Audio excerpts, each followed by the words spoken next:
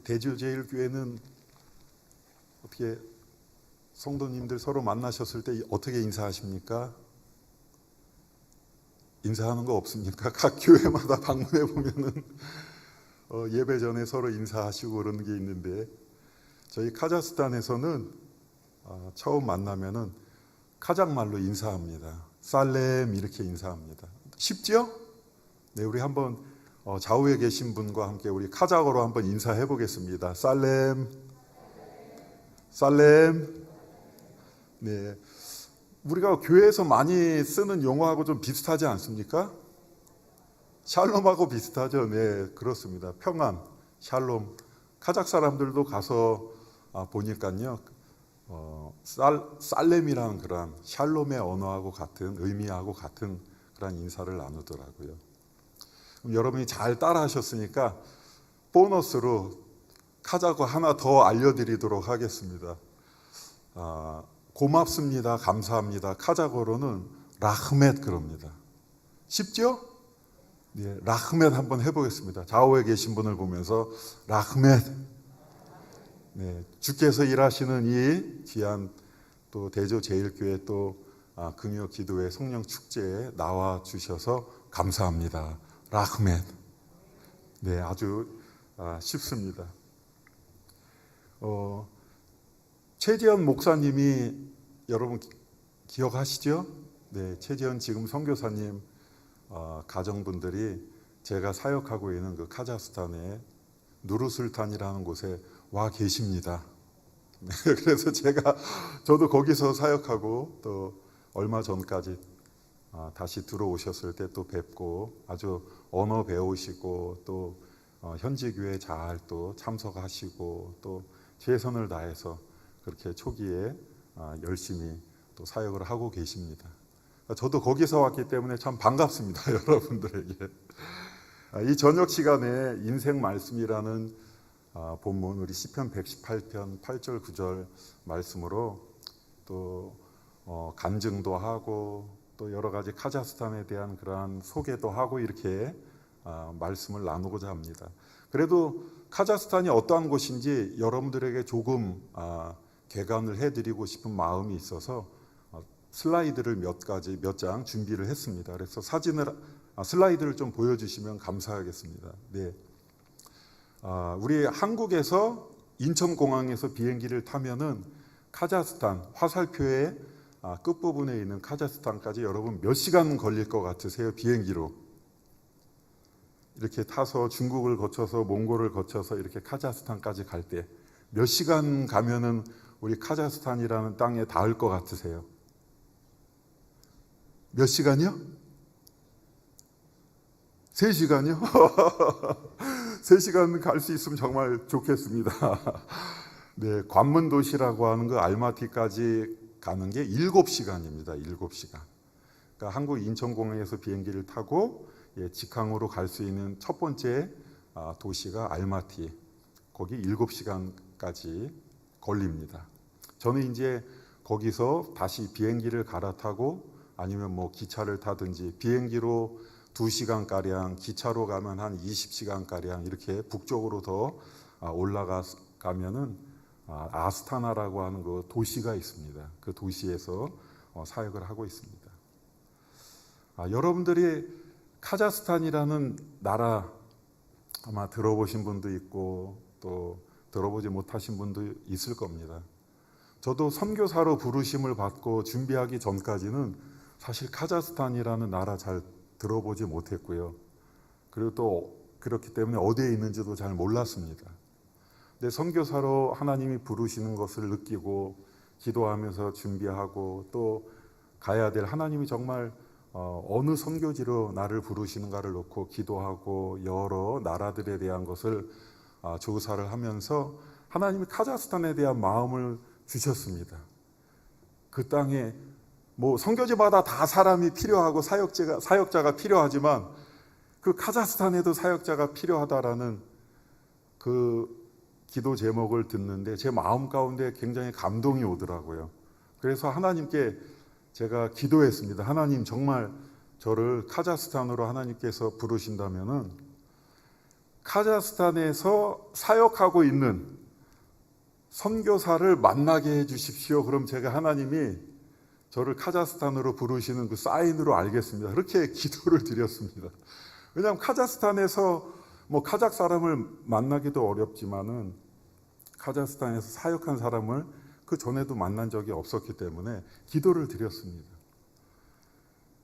근데 그 전까지 선교 훈련을 받으면서 여러 선교사님들을 만나기도 하고 또 교제도 해보았지만 카자흐스탄에서 온 사람을 만난 적이 없었는데 그 기도를 드리고 얼마 지나지 않아서 카자흐스탄에서 미국 선교사님 부부가 제가 훈련받고 있는 그 훈련 센터에 방문을 하신 겁니다. 여러분 어떻게 해야 되겠습니까? 뭘로 받아들여야 되겠습니까? 하나님이 제 기도에 응답하셨다고 받아들여야 되죠. 그래서 제가 그 카자흐스탄에서 오신 선교사님들, 이게 뭐지? 하나님이 정말 나를 글로 부르시는구나. 그 생각을 하고 그분들을 집으로 초대를 해서 이야기를 나누면서 이제 정말 카자흐스탄, 또 그분들이 또 제가 지금 사역하고 있는 그 아스타나라는 곳에서 오셨어요. 그래가지고 아스타나라는 곳에 대해서 더 자세하게 듣게 되고 그분들 이야기가 그곳은 여러 이제 한국 선교사님들은 없었고 미국 선교사님들과 독일 선교사님, 호주 선교사님들이 이렇게 외국 선교사님들이 팀을 이루어서 사역을 하고 있는 그러한 팀이었는데 한국 선교사가 그 도시에 와서 자기네들에게 조인하기를 위해서 기도하고 있었다고 그러더라고요. 그러니 어떡합니까? 정말 하나님이 마음을 주시고 이렇게 확증을 하시는구나. 그러한 참 사건을 통해서 더 카자흐스탄에 대해서 알아보고 준비를 해서 그래서 2004년에 이 카자흐스탄의 그 아스타나라는 곳으로 가게 되었습니다. 다음 사진을 보여주시겠습니까? 네, 카자흐스탄은 우리 중앙아시아에 속해 있는데 그 카자흐스탄을 간략하게 설명드리면은 91년도에 구소련으로부터 독립했습니다. 그리고 사진에 이렇게 슬라이드에 나와 있지만 좀 연한 색으로 나와 있는 그 부분이 카자흐스탄입니다. 땅 크기가 굉장히 큽니다. 우리 남한의 몇 배라고요? 남한의 27배. 그러니까 세계에서는 9번째로 큰 그러한 면적을 가진 나라입니다. 그리고 그 나라에는 여러 자원이 많습니다. 석유나 천연가스나 우라늄이나 기타 여러 자원들이 굉장히 많이 매장이 되어져 있는 그러한 자원 부국입니다. 반면에 인구는 1850만 정도. 그러니까 우리 남한의 한 3분의 1 정도 된다고 볼 수 있겠지요. 거기에 이제 종족들이 아주 다양하게 살아가고 있습니다.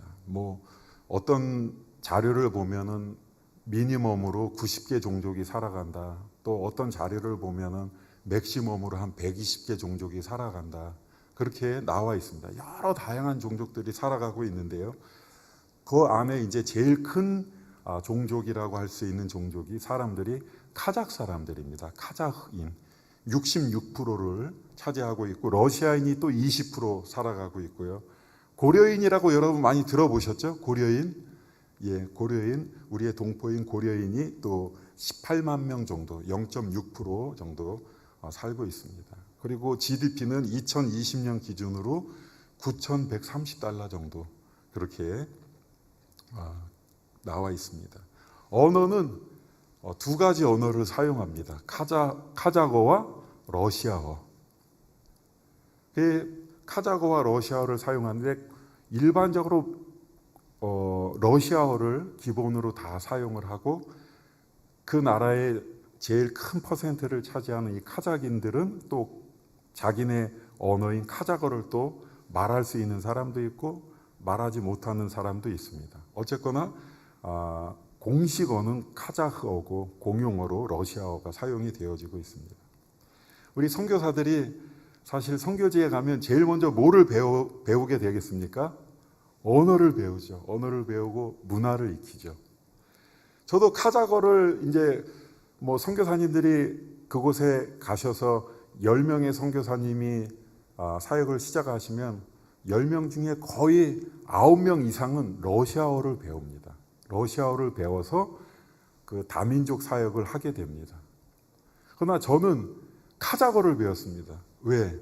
카자흐어는 카자흐 사람들이 쓰고 또 카자흐어를 통해서 카자흐 무슬림들 선교를 하도록 하나님이 저를 부르셨기 때문에 저는 그들의 언어인 카자흐어를 배웠죠.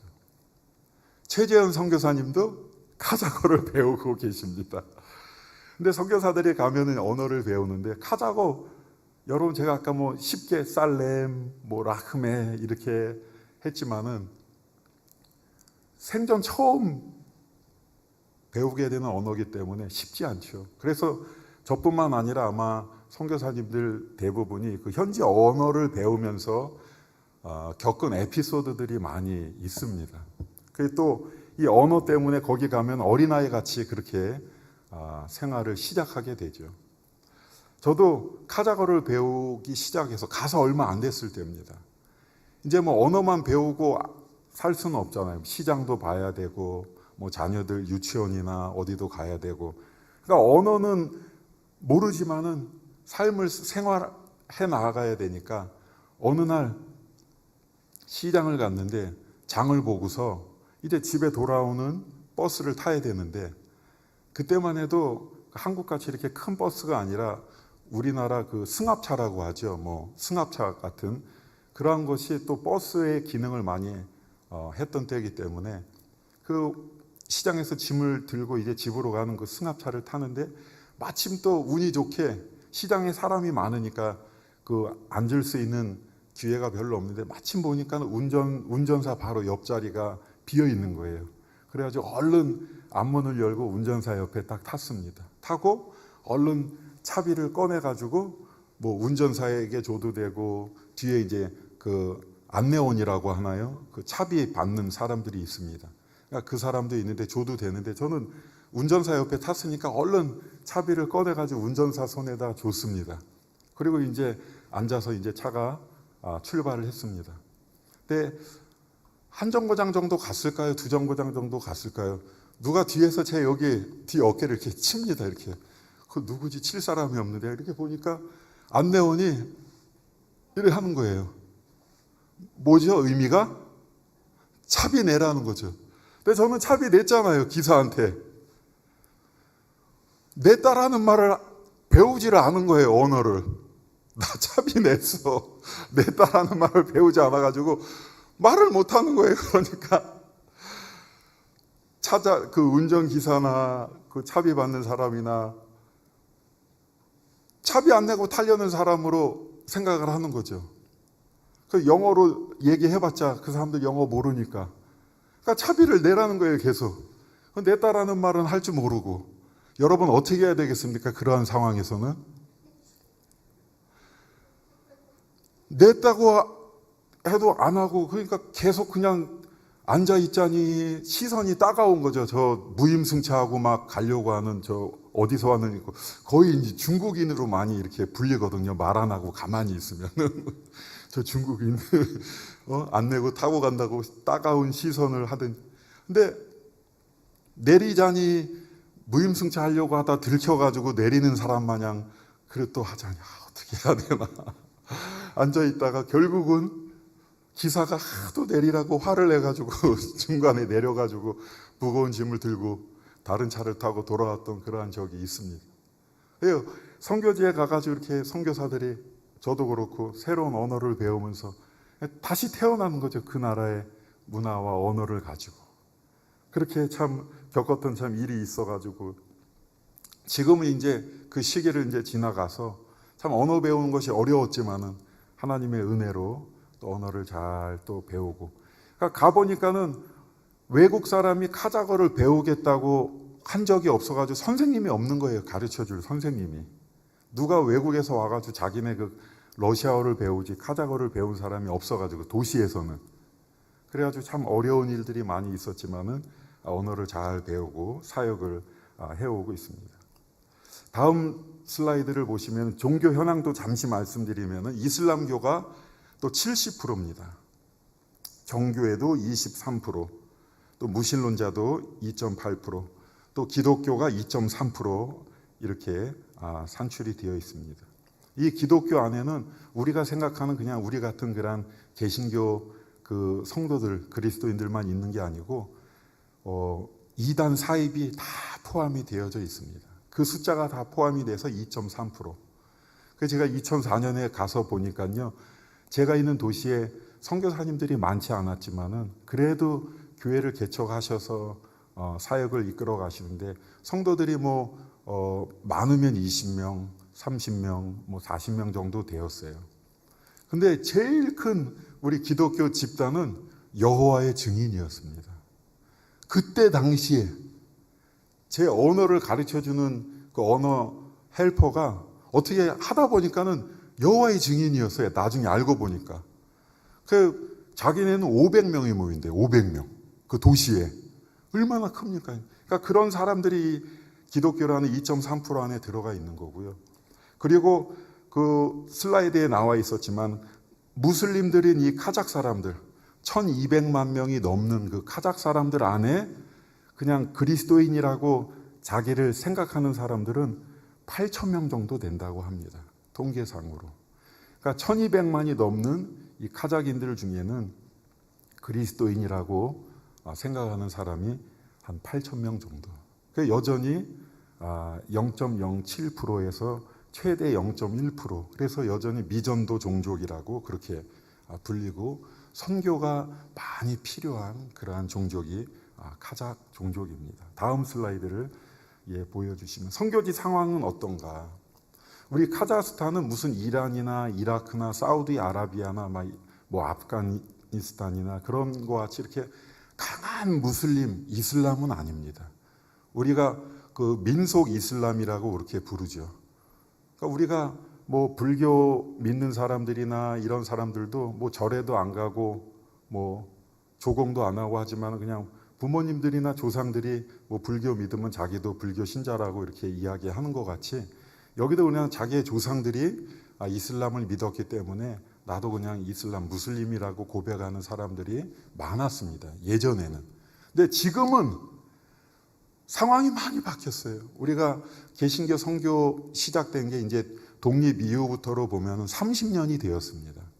근데 30년이 되는 동안에 이슬람 신앙 강조가 너무 많이 돼서 이슬람 부흥이 막 일어났다고 그렇게 보고 있습니다. 왼쪽에 사진에 무릎을 꿇고 앉아 있는 사람이 넥타이 메고 있는 사람이 지금 현 대통령입니다. 대통령이 모스크에 가서 종교 지도자들 옆에서 무릎을 꿇고 기도를 하고 있는 거예요.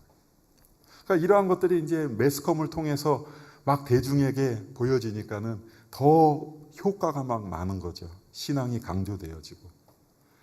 또 코로나 상황을 맞이하면서 그 무슬림들이 많은 구제를 행했습니다. 어렵고 힘든 사람들을. 그러니까 그러면서 이제 이슬람 신앙이 막 더 부흥이 일어나고 사진에 나와 있는 것 같이 사원 안에는 코로나 때문에 못 들어가도 다 바깥에서 길에서 그냥 기도할 시간이 되면 엎드려서 알라를 향해서 메카를 향해서 기도하고 있는 사진입니다. 놀랍죠? 다음 슬라이드를 보겠습니다. 그러다 보니까 이제 예전에는 제가 사원에도 이렇게 찾아가 보면 도시에 사원이 몇 개 없었어요. 모스크가.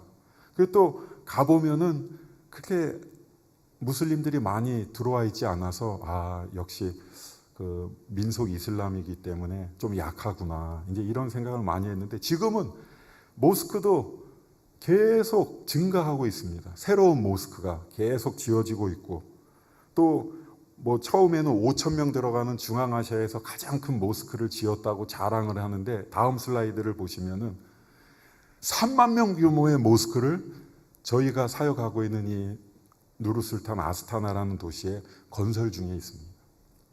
3만 명이 들어가는 겁니다. 안으로. 여러분 우리 개신교 교회 안에 아마 한 번에 이렇게 들어갈 수 있는 인원이 큰 교회들 3,000명, 4,000명 정도 되지 않을까 싶은데 한 번에 들어갈 수 있는 인원을 3만 명으로 얼마나 여러분 큰 사원을 짓고 있는 겁니까? 세계에서 아마 6번째 아니면 7번째로 큰 사원을 중앙아시아의 카자흐스탄 아스타나라는 곳에 짓고 있습니다. 우리는 지금 이 코로나 언제 끝나나 언제 옛날 그 평범한 생활로 돌아가나 그것만 생각하고 있는데 선교지 안에는 굉장한 영적인 변화들이 많이 일어나고 있습니다. 아까 이전 슬라이드에서도 제가 5천 명 들어가는 사원을 지으면서 자랑을 많이 했다고 그랬는데 사원이 하나 지어질 때마다 정말 영적인 기상과 기후가 변화되는 것을 보게 됩니다. 5천 명 들어간다는 그 사원을 지을 때요, 국가에서 종교법을 바꾸고 선교사들 비자를 주지 않고 선교사들을 추방하는 일들이 있었습니다. 그렇게 강력한 공격이 교회와 선교사들과 그 사역에 나타나죠.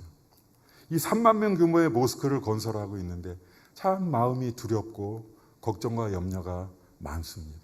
이제 또 어떠한 또 교회와 또 현지 성도들과 또 선교사들에게 영적인 큰 그 도전이 다가올지 기도를 여러분들 부탁을 드리겠습니다. 우리 카자흐스탄을 생각할 때 카자흐스탄에 정말 하나님의 나라가 확장이 되어지고 우리 적은 그 카자흐 그리스도인들이지만은 굳건한 신앙 안에서 신앙생활하고 또 하나님의 나라를 확장해 나아갈 수 있도록.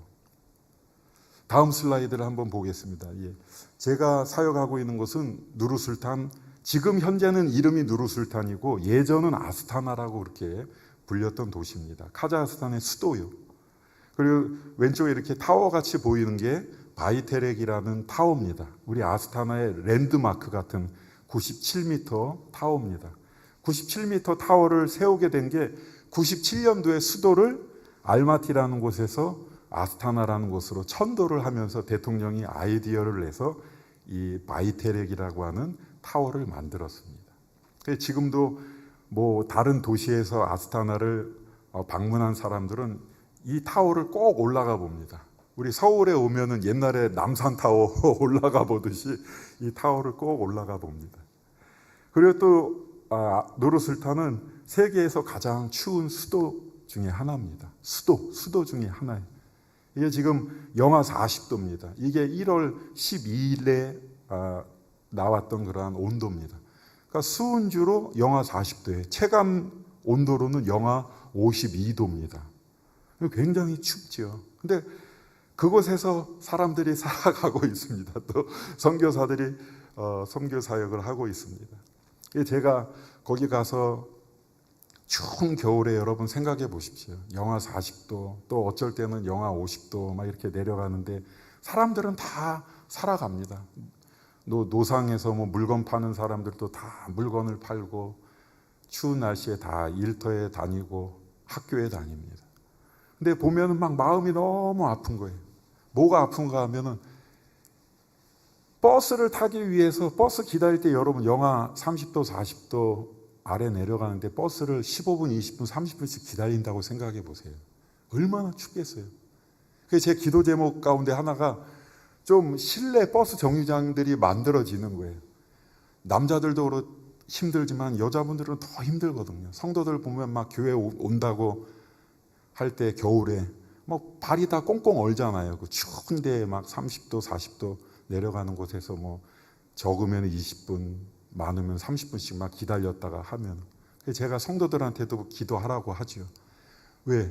하나님께서 역사해 주시면은 그곳에 막 실내 정류장들도 많이 세워져 가지고 우리 성도들도 춥지 않게 기다렸다 교회도 오고 회사도 가고 또 우리 성도들 기도 가운데 또 그 땅에 또 정부의 역사들이 일어나 가지고 믿지 않는 사람들도 이제 그러한 참 실내 정류장의 혜택을 보는 일들이 있게 되도록 막 기도하자고 하는 그러한 일들도 있습니다. 어쨌거나 아스타나는 이렇게 추운 도시입니다. 1년에 겨울이 이제 공식적이라고 말씀드릴 수 있을까요? 6개월 정도가 이제 겨울입니다. 그래서 겨울이 되면은 도시에서 난방을 보내줍니다. 중앙 난방.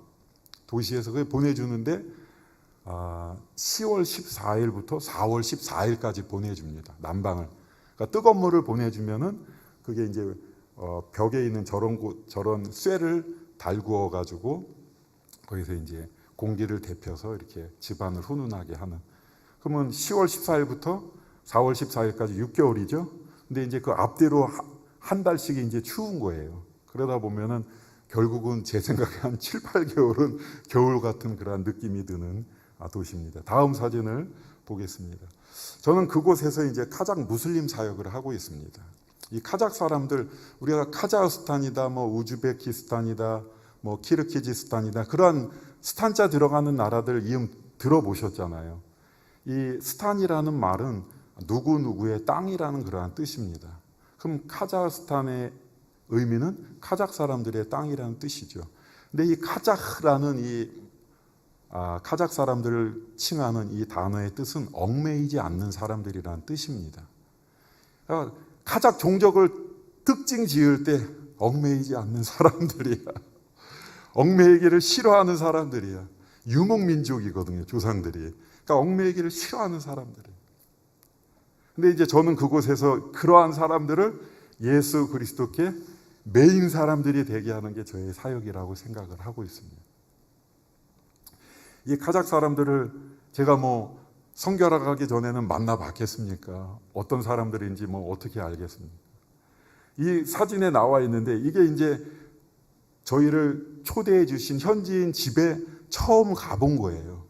그 할아버지 같이 생기신 분이 뭐 딴 나라에서 한국이라는 곳에서 아기들 데리고 젊은 부부가 왔다고 하니까는 초대를 하신 거예요. 저희 집에 이제 와서 이렇게 아이들을 좀 돌봐주시던 그 아주머니, 쿨야시라고 하는 그 회색 옷을 입은 그 아주머니의 친정 부모님들 집에 그 아주머니를 통해서 이제 초대를 받아서 가게 되었는데, 가보니까 손님 온다고 막 양을 잡아가지고 양을 이제 전통식으로 비스파르막이라고 하는 그 전통 음식을 만들고 뭐 또 그 우려낸 국물을 대접하고 막 그렇게 하는, 환대하는 그러한 일이 있었습니다. 근데 점점 이제 카작 문화를 배워가고 알아가고 이렇게 하는데 참 재미있는 것이, 가보니까 카작 사람들이 카작 사역을 하는 사람들에게 힘들게 하는 것 중에 하나가 돈 꺼달라는 거예요. 돈 꺼달라는 거. 여러분, 돈 꺼달라고 하는 거 반가운 일인가요? 안 반가운 일인가요? 안 반가운 일이죠. 근데 이 사람들은 외국에서 와서 그런지 모르겠는데 늘 만나면은 인사하고, 좀 이따 이제 다 그런 건 아닌데 사람들이 좀 이따가 이제 전화 와서 돈 좀 꿔줄 수 있냐, 이렇게 하면 참 난감할 때가 많이 있습니다. 또 교회에 나와서 이렇게 예배 참석하거나 교제하는 사람 중에 돈 좀 꿔달라고 그러면은 참 난감하죠. 안 꿔주면은 교회 안 나오면 어떡하지? 그렇지 않겠습니까? 근데 제가 이렇게 들어보니까는 선배 선교사님들한테 들어보고 이렇게 해보니까 꿔줘도 어려워지고 안 꿔줘도 어려워지더라고요. 돈을 꿔가면은 꿔가 놓고서 이제 못 갚으니까 미안해서 안 만나주는 거예요. 안 꿔주면은 삐져서 안 만나주는 거예요. 이러지도 못하고 저러지도 못한 그러한 상황이죠. 근데 어쨌거나 꿔달라고 하는 그 순간은 참 힘들어. 그래서 제가 그 문제를 놓고서 기도했어요. 하나님, 어떻게 해야 됩니까? 하나님께서 주신 지혜 가운데 하나, 제가 그래서 원칙을 세운 게 20%만 꿔주자. 안 꿔주면 꿔달라고 한 사람 또 제 면전에서 부끄럽잖아요. 그렇잖아요. 여러분도 경험이 있잖아요. 거절당하는 것만큼 부끄러운 게 어디에 있습니까? 거기도 다 수치 문화인데. 안 꿔주면 부끄럽게 만드는 거니까 또 미안하고, 다 꿔주면 안 갚고 저도 마이너스가 되고, 그거 어렵더라고요. 그래가지고 기도하면서 20%만 꿔주자. 그래가지고 누가 꿔달라는 사람이 있으면 얼마냐고 물어보고, 얼마다 그러면 이렇게 생각해가지고 20% 정도만. 갚아주면 좋은 거고, 안 갚아줘도 그만이고. 그렇게 해가지고 이제 그거는 적응을 했어요. 그리고 또 저희가 선교지에서 살면서 저희의 삶을 보면서 저 사람들한테 꿔달라고 해도 나올 게 별로 없겠구나 해가지고 이제 그런 이야기 하는 사람들이 많지 않아졌는데, 어떤 그런 문화. 또 하나 힘든 문화 가운데 하나는 유목 문화고 또 카작 문화 가운데 있는 것 문화라고 하더라고요. 손님을 초대하면은 초대받은 사람이 초대받은 시간에 가면 안 된대요. 우리 문화는 어떻습니까? 몇 시까지, 예를 들면 뭐 7시까지 저녁 식사하러 오십시오. 초대를 하면 7시까지 가거나 아니면 뭐 조금 이르게 가야 예의잖아요.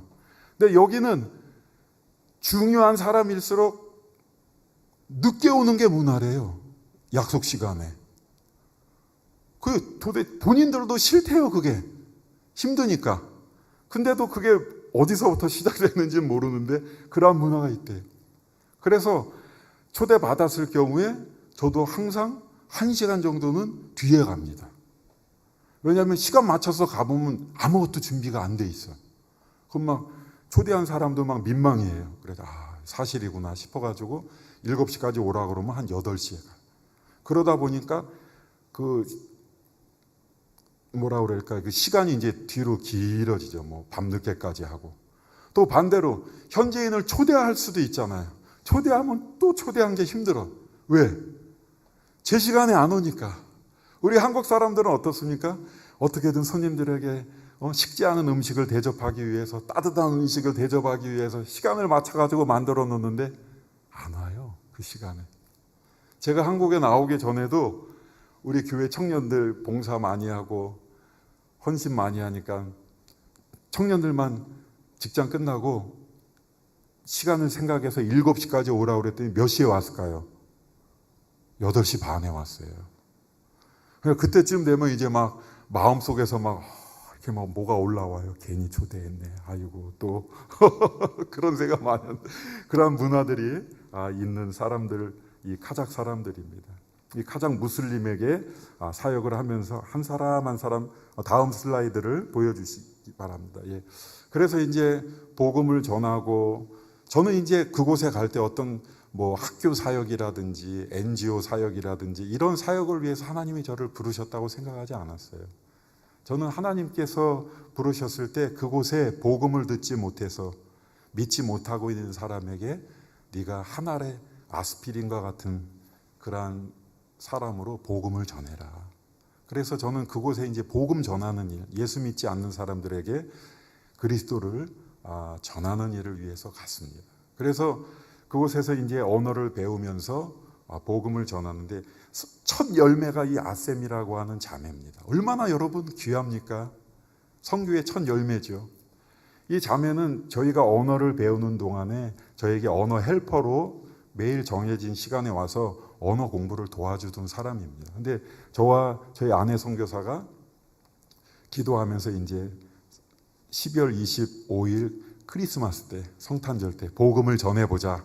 언어는 부족하지만은 보니까는 감사하게도 그 사형리라고 하는 책자가 카자고로 번역된 사형리 책자가 있어가지고 그거 하나 어디서 구해가지고 그걸 이제 보여주면서 점심을 같이 먹고 그거를 이렇게 보여주고 서로 읽으면서 복음을 전했습니다. 그 사형리 책자를 보신 분은 아시겠지만 마지막 부분에 뭐가 나옵니까? 거의 마지막 부분에 초청이 나오죠. 예수님을 영접하겠느냐. 근데 그 초청의 시간이 됐는데 저는 또 갑자기 이런 생각이 드는 거예요. 야, 이게 예수님 믿겠느냐고 이렇게 딱 물어봤는데 안 믿겠다고 하면은 굉장히 무안하고 그 사람도 좀 불편하고 그래서 좀 젠틀하게 한 주 정도 생각해보고 다음 주에 대답해줘도 된다고 할까? 이렇게 생각하고 있는데 저희 아내 선교사가 탁 이야기하더라고요. 예수님을 영접하겠느냐고. 근데도 놀랍게 이 자매가 예수님을 영접하겠다고 했습니다. 저희를 만나서 언어를 공부하고 이렇게 한 지 한 1년 가까이 되는 그런 시간이었습니다. 그리고 정말 예수님을 영접하겠다고 고백을 하고 그냥 저희를 부끄럽게 하지 않기 위해서 그냥 예의상 한 말일 수도 있잖아요. 근데 그것이 아니었어요. 정말 예수님을 믿겠다고 고백을 하고 그 다음 날부터는 부족하지만 이제 언어 공부도 하고 또 성경 말씀도 읽고 같이 기본적인 신앙과 관련된 거를 부족하지만 준비해서 가르쳐 주면서 그 다음 해 부활절에 첫 세례를 주었습니다. 그래서 첫 세례를 받고 그때는 그냥 유치원 교사가 되기 위한 그러한 전문 과정을 공부하는 학생이었는데 지금 벌써 이때가 5년, 6년 때니까는 2021년이니까 15년 됐죠. 지금은 내 아이의 엄마가 돼가지고 교회에 잘 나오고 있습니다. 잘 나오고 있고요. 이때는 기도도 잘 못하고 너무너무 그냥 성격이 여려가지고 어떡하나. 그런데 지금은 막 이 자매가 교회에 와서 기도만 하면은 그냥 기도에 불이 붙는 그러한 기도의 사람이 되었어요. 너무 감사하죠. 그리고 이 자매를 이제 다음 사진을 보면 이 자매가 첫 열매가 되어서 첫 열매로 이제 양육을 하면서 또 일주일에 한 번은 이 자매의 집에 가서 성경 공부를 했습니다. 그러니까 하나님이 그런 마음을 주셨어요. 그냥 우리 집에 와서 그냥 차 마시고 공부 가르칠 수도 있는데 하나님께서 마음을 주시기를 저 자매의 집에 가서 일주일에 한 번은 성경을 공부해 보라고. 그래서 그 집에 갔어요. 참 불편하죠. 냄새도 나고 또 저희 집도 아니고 그러니까 눈치도 보이고. 근데 그 집에 간 게 우리 말로 하면 하나님의 은혜의 신의 한 수였어요. 가보니까 뭐 친정 어머니가 와 계실 때도 있고 친정 언니가 와 있을 때도 있고 또 주변에 있는 이웃들을 만날 수도 있고 그렇게 기회들이 있었습니다. 그 가운데 만난 사람이 이 비비굴이라고 하는 자매입니다. 이 자매는 그 성경 공부하러 갔더니 아는 사람이니까 이제 놀러 온 거예요. 그래가지고 그 성경 공부하고 성경 공부에는 참여는 안 했습니다. 근데 이제 마지막에 성경 공부가 마쳐질 때 제가 물어봤어요. 이제 기도하려고 그러는데 당신에게도 혹시 기도의 제목이 있냐? 소원이 있냐? 물어보니까는 있대요. 뭐냐 그러니까 아이가 안 생긴대요. 결혼한 지 8년이 됐는데 아이가 안 생긴대요. 그럼 이 카작 사람들 안에는 아이가 안 생기면은 형님이나 동생의 첫 자녀를 받아다가 그냥 자기 자녀같이 키우는 문화가 있는 거예요. 아마 우리도 예전에 그런 문화가 있었을 거예요. 근데 8년 동안 안 생겼기 때문에 병원에도 가보고 뭐 다 했는데 안 생겼어. 그래가지고 이제 남편 형님의 시아주버님이죠. 자녀를 받아다 키워야 되는데 자기는 그게 마음에 그렇게 탐탁치가 않다는 거예요. 그래서 자녀가 있었으면 좋겠다 그러더라고요. 여러분 그럴 때는 어떻게 기도해야 됩니까? 어떤 말로 위로해야 됩니까? 한나 이야기를 해줬죠. 그 짧은 시간이지만 한나 이야기를 해주고 한나가 그렇게 해서 사무엘을 낳았다 이야기를 해주고 간절히 그곳에서 기도를 해주었습니다. 근데 정말 하나님의 은혜로 하나님께서 태를 여셔가지고 자녀를 주셨어요. 자녀를 주셨어요. 근데 자녀를 주신 건 좋은데 이제 배가 불러오고 이 되니까 남편이 의심을 하는 거예요. 8년 동안 아이가 안 들어서고 아이를 낳을 수 없다고 했는데 너 어디서 임신이 됐냐는 거죠. 그래가지고 이 자매가 그때 이제 소원을 이야기하고 기도할 때 한나 이야기를 들으면서 자기도 만약에 자기에게 임신이 되고 자녀가 생기면 저 사람들이 믿으라고 하는 예수 그리스도를 믿겠다고 서원을 했다는 거예요. 그래가지고 이제 아이가 들어서게 되면서부터 교회를 나왔는데 어느 날 이제 보니까 울고 있는 거예요, 교회. 주일 예배 때. 그게 무슨 일인가 물어보니까 남편이 이제 의심을 한다는 거예요. 어떻게 하면 좋겠냐. 그래서 제가 참 어떻게 해야 되나. 또 하는 중에 위로의 말로 제가 한 게 기도할 수밖에 없지 않냐. 어떻게 기도하냐면 뭐 지금은 남편이 이렇게 의심하는 거 기도하면서 인내하면서 너가 이제 출산딸이 되어서 자녀를 낳았을 때 남편하고 똑같이 생긴 그러한 자녀를 낳아서 남편이 그걸 보고서 나를 닮은 내 자녀라는 거를 부인할 수 없을 만큼 남편 닮은 자녀를 낳게 해달라고 기도하고 우리도 기도하자. 그리고 정말 출산딸이 돼가지고 자녀를 낳았더니 아들을 낳았어요. 아들을 낳아서 보니까 아빠하고 엄청 닮은 거예요. 그래가지고 그 문제 다 해결되고 하나님이 그 뒤로도 자녀를 둘을 더 주셨어요. 그래서 세 자녀의 또 어머니가 되고 하는 그런 은혜로운 일이 있었습니다. 조금 이제 빨리 말씀을 드리면 이제 다음 슬라이드를 보여주시면은 다 이게 하나님이 하시는 일이죠. 그 땅의 카작 사람들을 사랑하고 카작 사람들을 하나님이 부르시는 거죠. 부족한 저희가 가서 하는 거는 예수님에 대해서 또 성경에 대해서 소개하는 것이죠. 하나님이 만나게 하시는 것이죠. 하나님이 택하신 사람들을. 그 만난 사람이 바커잔이라는 사람을 또 만났어요. 이 사람은 선교의 첫 열매인 아셈의 친정 언니예요. 그 성경 공부를 하러 갔는데 그 방이 하나인데 저희가 공부를 하러 갔고 이분은 이제 거기에 동생 집에 온 거죠. 그래서 자리는 하나밖에 없고 테이블 하나 있으니까 제가 같이 성경 공부하는데 참석하겠냐고 물어보니까 하겠다고 하더라고요. 그래서 같이 앉아가지고 저희 부부하고 아셈이라고 하는 그 선교의 첫 열매하고 이분하고 넷이 공부를 했어요. 이분이 뭘 알아들었겠어요. 이 무슬림, 이슬람을 믿는 사람인데. 근데 어쨌거나 성경 공부를 마치고 다음 주에는 그러면 우리 집에 와서 좀 같이 식사하면서 교제하자고 그랬더니 오겠다고 그러더라고요. 그래가지고 이제 서로 인사를 나누고 제가 그 집을 나오면서 그 집 대문을 제가 딱 닫는데 하나님이 제 마음 가운데 이 사람이 전도사다라는 말씀을 주시는 거예요, 저에게. 이 사람이 전도사다. 그래서 제가 저도 모르게 입 밖으로 전도사감이야 하고 제 아내에게 이야기를 했어요. 아내도 황당하죠. 근데 지금 생략하고 말씀드린 지금 여러분 사진 오른쪽에 보시면은 뭔가 들고 있잖아요. 신학교를 12년 만에 졸업을 하고 졸업장과 감사패를 받은 사역자가 지금은 되어 있습니다.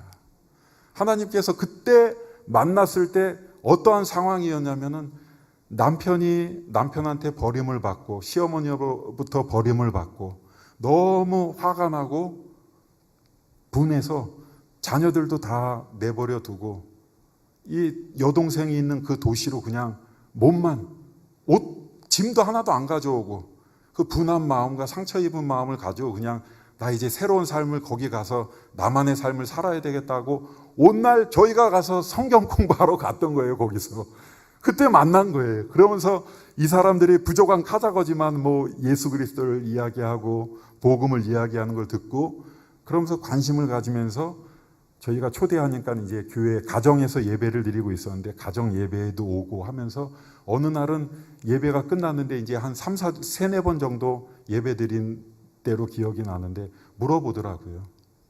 복음에 대해서 복음이 뭐냐?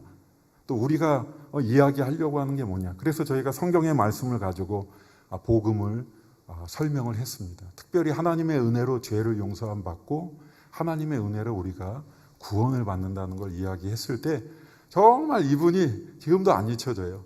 정말 눈에서 눈물을 막 흘리면서 내가 그 예수님을 나의 구주로 영접하겠다고 고백했습니다. 그리고 그 뒤로부터 지금까지 한 번도 지금은 사역자가 되었다고 말씀드리지 않습니까? 저희와 함께 사역도 하고 같이 신앙생활하면서 한 번도 아니요라는 말을 한 적이 없습니다. 항상 모든 것이 저희가 가르쳐주고 부탁하는 대로 다 하는 거예요. 순종의 사람이에요. 순종의 사람. 그래서 저희가 이 사람을 강하게 좀 키워서 이 카자흐스탄의 이 카자흐 쪽에 복음화를 위해서 이 사람을 키워야 되겠다. 여자지만은. 그래서 그때부터 이제 저희가 신학교도 보냈는데 신학교가 없다 보니까 제가 이광재 목사님이 거기에 신학교가 있습니까? 물어봤을 때 저희 도시에는 신학교가 없습니다. 신학교가 없어가지고 신학을 공부할 수 있는 게 알아보니까는 나사렛 교단이라는 곳에서 뭐 1년에 한두 번 정도 그 신학교 교수님이 그 도시를 방문하면 공부하고자 하는 사람들 모여서 공부를 하는 게 있다고 그러더라고요. 그래서 거기에 등록을 시켜서 공부를 하다 보니까 여러분 그 정식으로 학위를 받으려면 그래도 100학점이나 뭐 100 몇십 학점을 따야 되는데 1년에 뭐 6학점이나 10학점도 못 따면서 어떻게 그게 되겠습니까? 그러다 보니까는 교수님들이 오시면은 공부하고 안 오시면은 공부 못하고 막 그러다가 이제 나중에는 뭐 온라인으로 공부하는 과정이 생겨가지고 공부하고 해서 12년 만에 신학교를 졸업하고 전도사로서 교회에서 아주 참 헌신되게 모범적으로 사역하는 그런 사람이 되었습니다. 다음 사진을 보여주시면 그래서 이제 같이 이제 저희도 전도하고 또 사역을 하면서 이렇게 가정에서 예배를 시작해서 가정교회가 부흥을 하고 또 가정교회였지만 이제 현지 목회자분들을 남쪽 도시의 현지 목회자들을 초청을 해서 부흥회도 해보고 또 부흥회를 해보니까 집에서 부흥회를 해본 거예요. 해보니까 이게 될까 싶은데 또 해보니까 뭐 새로운 사람이 온다는 건 생각하기가 어렵죠. 그냥 저희 교회 성도들과 어디서 부흥회 한다더라 그러니까는 우리 옛날 교회들 보면 어디서 부흥회 한다 그러면 이제 다른 교회 성도들도 오는 것 같이 몇몇 이제 주변 교회 성도님들도 오시고 그러다가 이제 한 분이 저희 교회 다니는 성도의 이웃이 그냥 집에서 이렇게 쉬고 놀고 이렇게 국경일에 있었는데 교회 가보자 그러니까 왔어요. 왔는데 저희가 3일을 저녁에만 집회를 했는데 그 3일 동안 집회에 참석하면서 그 한 사람이 굴잔이라고 하는 그 한 사람이 예수님을 영접했습니다. 영접해서 지금까지 또 신앙생활을 잘하고 주일학교 교사로 그렇게 섬기는 일이 있었습니다. 다음 사진을 보여주시면은 네, 그렇게 해서 이제 가정교회로 시작해서 교회가 이제 가정에 머무를 수가 없잖아요. 인원이 조금씩 어쨌거나 늘어나니까. 그래서 정식으로 정부의 공식 교회로 등록을 했습니다. 등록을 해서 파란색으로 보이는 게 현지 법무부로부터 교회 등록이 되었다고 하는 등록증입니다. 등록증. 저 등록증이 없으면 교회에 할 수가 없어요. 왜냐하면은 종교의 자유가 보장이 되어져 있기 때문에 이제 등록을 해서 법적으로 지위를 얻어서 하지 않는 이상에는 불법으로 여겨지기 때문에 이 교회가 등록될 때에도 제가 오늘 본문 말씀을 시편 118편 8절과 9절 여러분 다시 읽어드리면 여호와께 피하는 것이 사람을 신뢰하는 것보다 나으며 여호와께 피하는 것이 고관들을 신뢰하는 것보다 낫도다. 이게 저의 인생 말씀이에요. 인생 말씀. 우리가 뭐 인생샷이다 뭐 그러잖아요. 저의 인생 가운데 있어서 가장 중요한 때 어떻게 해야 될까 하는 선교지에서 가장 큰 결정을 해야 될 때 하나님이 저에게 주신 말씀이 이 말씀이에요. 여호와께 피하는 것이 사람을 신뢰하는 것보다 낫고 여호와께 피하는 것이 고관들을 신뢰하는 것보다 낫도다. 교회를 등록해야 될 때가 되었는데 정부에서 또 마침 종교법을 개정을 하는 바람에 등록에 필요한 인원이 10명이었는데 50명으로 늘어난 거예요. 그 자격을 갖춘 50명을 하려면 너무너무 그거는 힘든 일이었어요. 제가 말씀드렸죠. 아까 교회 상황들이 대부분 20명, 30명, 50명 뭐 이렇게 되는데 거기에는 자격이 안 되는 그런 그냥 거주 등록도 하고 뭐 여러 가지 등록에 필요한 그러한 자격이 안 되는 그냥 출석만 하는 다니는 사람들도 많이 있었기 때문에 등록에 필요한 그 자격을 갖춘 50명을 한다는 건 정말 힘든 일이었습니다. 왜냐하면 뭐 10년 동안 등록해라 그런 게 아니고 1년 안에 딱 등록해라고 했기 때문에. 그리고 선교사님들이 많이 기도하면서 그때 발등에 불이 떨어졌다. 왜? 등록을 하지 않으면은 비자를 주지 않을 뿐만 아니라 교회 문을 닫아야 되니까 방법이 없는 거예요. 그 시간은 딱 1년. 그래서 선교사님들이 모여서 기도하고 저도 거기에 참여해서 같이 몇 명 안 되는 선교사님들이었지만 우리 기도하는데 어느 날 우리 같이 모여가지고 기도하는 그룹 중에 한 그룹이 한국에서 그 비즈니스 하러 오신 여자 집사님이 한 분 계셨어요. 남편하고 같이. 근데 그 집사님이 기도하고 싶다는 거예요. 거기서. 근데 저한테 목요일마다 좀 같이 기도하자고 그래가지고 저희 부부하고 그 여집사님하고 대사관에서 일하는 그 젊은 자매하고 넷이 모여서 그런 목요일마다 기도하자고 그래서 기도 모임을 하고 있었는데 그 기도 모임 때 제가 이야기를 했죠. 지금 선교지에 이러한 일이 일어나서 우리 교회도 이러한 일이 있다. 그래서 지금 50명을 동의를 받는 그 동의서가 필요한데 사람이 없다. 그랬더니 그 집사님이 가만히 생각하시더니 몇 명이 필요하겠냐고 그러시더라고요. 그래서 제가 50명 다 필요하다 그러면 너무 낯이 두꺼운 거잖아요. 그래가지고 30명 정도 하면 될 것 같다 그랬더니 그분이 30명 정도 동의서를 자신이 만들 수 있다고 그러더라고요. 그래서 어떻게 해요? 그랬더니 그분이 세라젬이라는 의료기 뭐 그런 거 있더라고요. 세라젬이라고 아시죠? 그 사람들이 와가지고 무료로 많이 그 무슨 이렇게 누워 있다가 치료받고 가는 건데 그 사업을 하러 거기에 오셨는데 그 센터에 하루에 방문자가 300명이 넘는데요. 근데 그 300명이 넘는 가운데 아주 그냥 단골 중에 단골들이 몇십 명이 되는데 그 사람들은 자기가 부탁하는 거는 절대 거절하지 못할 사람들인데 부탁하면 될 거라고. 그래가지고 그 사람들을 통해 가지고 30명의 명단을 만들어내셨어요. 결국은. 그리고 전화를 하셨어요. 그래서 제가 전화를 받았는데 얼마나 기뻤겠어요. 왜냐하면 저희 교회는 카작 교회고 성도들도 제일 이 도시에서 마지막으로 세워진 그 시작한 교회고 정말 가능성이 희박하다고 다 생각하는 교회였는데 어떻게 그 집사님의 도움을 받아가지고 빨리 30명을 만들었고 이제 거기에 해서 20명만 더하면 이제 50명을 만들 수 있는 거니까. 왜냐하면 저희 교회 성도들도 어느 정도 있었으니까 할렐루야 하고 집사님께 이제 며칠 뒤에 그 서류를 받으러 가기로 했는데 다음날 말씀을 읽는데 이 말씀을 읽은 거예요. 저희가 여호와께 피하는 것이 사람을 신뢰하는 것보다 나으며 여호와께 피하는 것이 고관들을 신뢰하는 것보다 낫도다. 그러면서 제 마음 가운데 내가 지금 하려고 하는 이 교회를 등록하는 이 또 앞으로의 사역을 위해서 필요한 이 어려움을 이겨 나아가는데 내가 지금 여호와께 피하려고 하는 건지 사람에게 좀 능력이 있다고 하는 사람에게 피하려고 의지하려고 하는 건지 마음 가운데 부딪혀 오는 거죠. 그 생각해보고 생각해보면 내가 이때 이렇게 나아가는 거는 여호와를 의지하는 것이 아니고 사람을 신뢰하고 의지하는 것이라는 것을 깨닫게 하셨어요, 하나님이. 왜냐하면은 그 집사님이 그 30명을 주셨을 때도 저는 그 30명의 그 해당자들에게 일일이 사실은 전화를 다시 걸어가지고 그 사람들에게 이제 당신들에게 앞으로 종교성에서 확인 전화가 올 텐데 그러면 당신들 그리스도인이라고 이야기하고 그 교회에 다닌다고 이야기해 달라고 거짓말을 부탁을 해야 되는 거예요.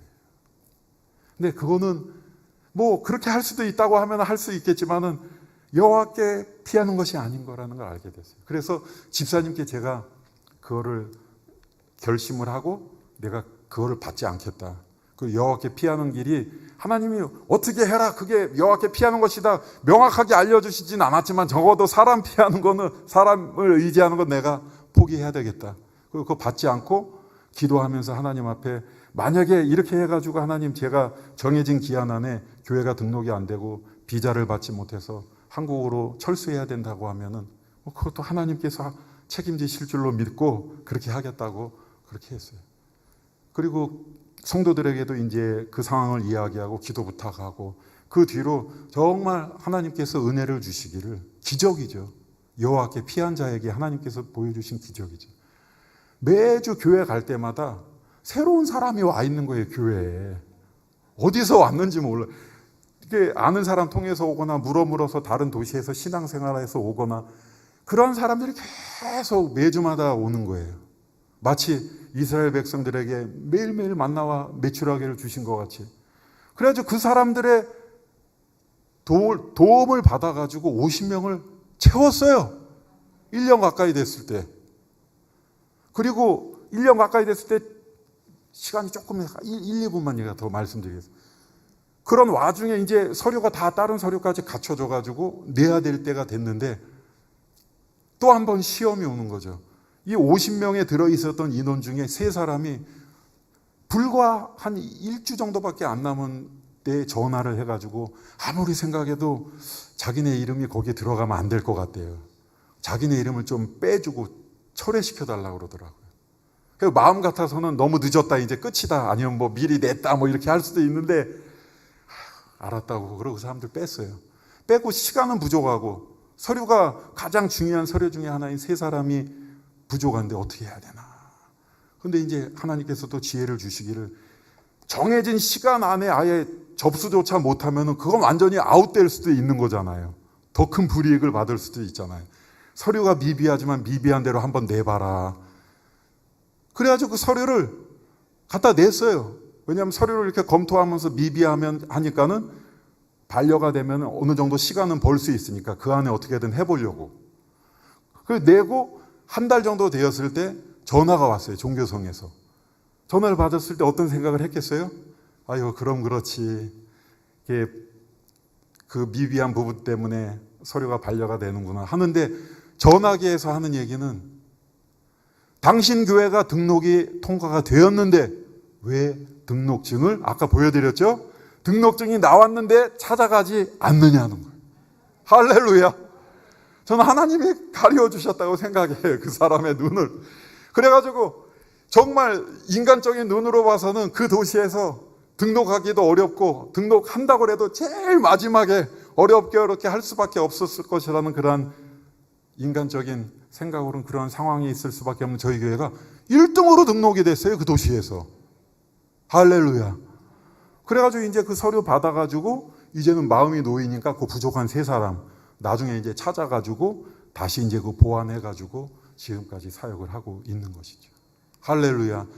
그러니까 오늘 말씀 마치면서 여호와께 피하는 것이 성경에 나와 있어요. 사람을 의지하고 고관들을 의지하는 것보다 낫다. 할렐루야.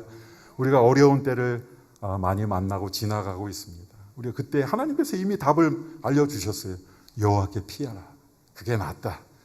우리 대저조일교회 성도님들에게, 우리 카자흐스탄에서 하나님이 뭐 이곳의 하나님과 다르지 않지요? 동일하신 하나님이 여호와께 피하고 여호와를 신뢰하는 우리 대저제일교회 성도님들에게도 하나님의 큰 영광을 보게 해 주실 줄로 믿습니다. 우리 이제 카자흐스탄을 위해서도 계속 기도해 주시고, 무슬림들이 주님께로 돌아오고, 또 저도, 또 우리 최재현 선교사님도 그곳에서 열심히 복음 전해서 가장 무슬림들 구원할 수 있도록 기도로 동역해 주시기를 부탁드립니다. 기도하겠습니다. 하나님 감사합니다. 카자흐스탄에서 하나님이 하신 일 잠시 나누었습니다. 하나님께서 영광을 받으신 줄로 믿습니다. 여전히 하나님을 모르고 예수 그리스도를 모르는 많은 사람들, 하나님 우리 대저제일교회 성도님들의 마음 가운데에도 그들을 향한 기도가 하나님 일어나게 하시고, 열심히 또 그곳에서 사역하는 자들을 위하여 기도하게 하셔서 그 땅에 하나님의 나라가 확장되어지는 아름답고 놀라운 역사 있게 하옵소서. 감사하며 예수님 이름으로 기도하옵나이다. 아멘.